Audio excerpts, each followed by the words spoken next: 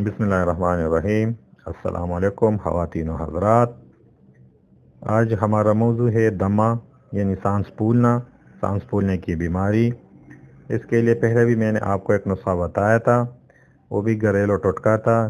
और आज मैं आपको एक और नुस्खा बताने जा रहा हूँ। ये दोनों बहुत आजमूदा नुस्खे हैं, दोनों मौसर है।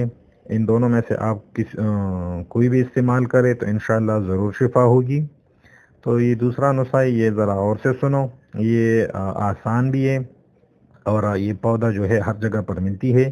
इस पौधे का नाम है कसकोटा यानी डगमगाना। ये एक पौधे का नाम है।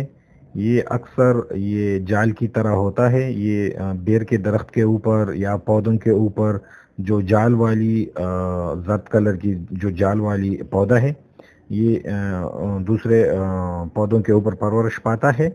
इसकी कोई जड़ वगैरह लकड़ी नहीं होती, ये दूसरे पौधों के ऊपर ही होता है।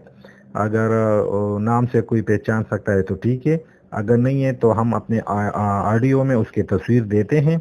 उनको आप देख ले तो आपको अंदाज़ा होगा।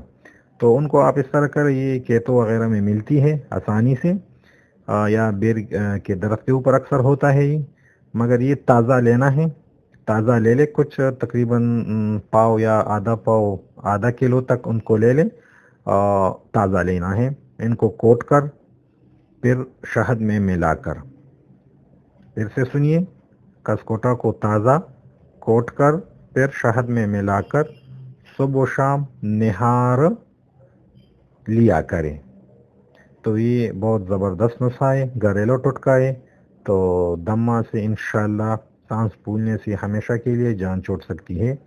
तो हमारे चैनल को सब्सक्राइब करें, हमारे साथ रहें। हमारा चैनल सब्सक्राइब करना ना भूलिए। अपना ख्याल रखिए। अल्लाह हाफ़िज़।